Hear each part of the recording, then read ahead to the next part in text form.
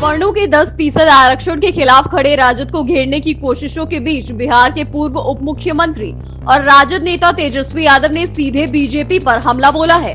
तेजस्वी ने कहा, सवर्णों को 10% आरक्षण देने का फैसला बीजेपी पर भारी पड़ेगा।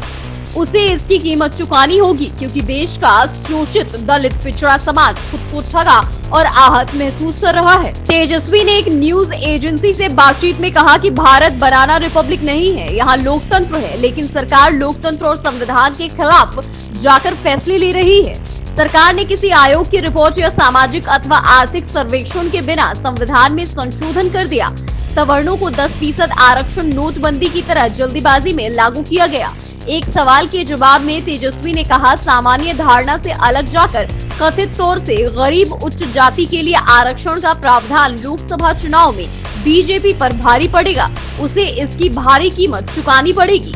आरक्षण गरीबी उन्मूलन कार्यक्रम नहीं है। सरकार अपनी उच्च जाति की मानसिकता को साधने के लिए आरक्षण को आर्थिक आधार पर लागू कर रही है। तेजस्वी ने कहा, जब आबादी के आधार पर आरक्षण की मांग की जाती रही है, तब कहा जाता था कि आरक्षण पर 50% की सीमा है। सामाजिक शैक्षणिक तौर पर ऐतिहासिक रूप से पिछड़े और गरीब समुदाय को 50% की सीमा के नाम पर और अधिक आरक्षण देने से मना कर दिया गया। लेकिन बिना किसी मांग या आंदोलन के अचानक सरकार ने सवर्णों को 10% आरक्षण देकर 50% की सीमा तोड़ दी। अब सुप्रीम कोर्ट को इस पर फैसला करना होगा।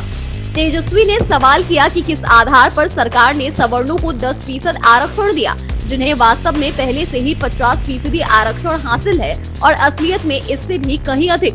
उन्होंने कहा, आरक्षण का मतलब उन लोगों का प्रतिनिधित्व देना था जो सदियों से जाति के नाम पर अमानवीय अत्याचारों और पाबंदियों का सामना कर रहे हैं। हम सवर्ण आरक्षण लागू करने के तरीके का विरोध कर रहे हैं। बिना किसी पद्धति, जांच आयोग, सर्वेक्षण के इन्होंने मात्र चंद घंटों में संविधान से छेड़छाड़ कर संशोधन कर दिया। जातिवादी मोदी सरकार द्वारा जल्दीबाजी में हुए इस आरक्षण का हश्र नोटबंदी जैसा ही होगा। देश के बहुजन वर्षों में 50% आरक्षण की सीलिंग बढ़ाने की मांग कर रहे थे, लेकिन अन्यायी जातिवादियों ने नहीं बढ़ाया और न ही बढ़ने दिया। लेकिन सवर्ण आरक्षण बिन मांगे चंद घंटों में दे दिया। नागपुरीय जातिवादियों को आपके वोट से डर नहीं लगता। समझिए, ये आरक्षण समाप्ति की शुरुआत है। बताइए, 8 लाख सालाना यानी 66,666 रुपए महीने में कमाने वाला गरीब कैसे हुआ? अजीब गणित है भाई। 8 लाख सालाना कमाने पर 20% टैक्स यानी 72,500 रुपए सालाना टैक्स देना पड़ रहा है।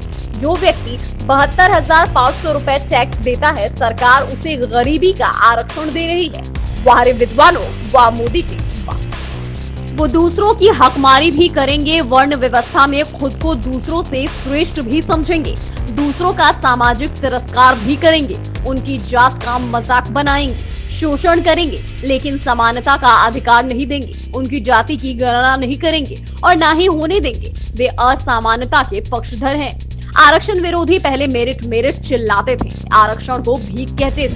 अब बहुत खुश हैं। ये दोहरापंथी नहीं चलेगी। या तो आप ये मानिए कि आप जातिवादी हैं और योग्य व प्रतिभाशाली दलित पिछड़ों की हकमारी में लगे, या फिर ये मानिए कि आप सामाजिक श्रेष्ठता के आधार पर आरक्षण के सबसे बड़े अधिकारी हैं। वो पद का दुरुपयोग कर आपकी जाति भी नहीं गिनने देंगे और अपनी जाति भी नहीं गिनेंगे, क्योंकि इससे उनकी पोल खुल जाएगी कि कैसे मुट्ठी भर लोगों ने देश के सभी क्षेत्रों और संसाधनों पर जातीय बाहुबल और ठगी के दम पर कब्जा जमा रखा है। हमने लड़ाई ठान ली है, अब चाहे जेल जाए या गोली लगे, लड़ेंगे। पटना से बिफोर प्रिंट की रिपोर्ट। अगर आपको हमारा वीडियो पसंद आया हो तो इसे लाइक करें, सब्सक्राइब करें और बेल आइकन दबाना न भूलें।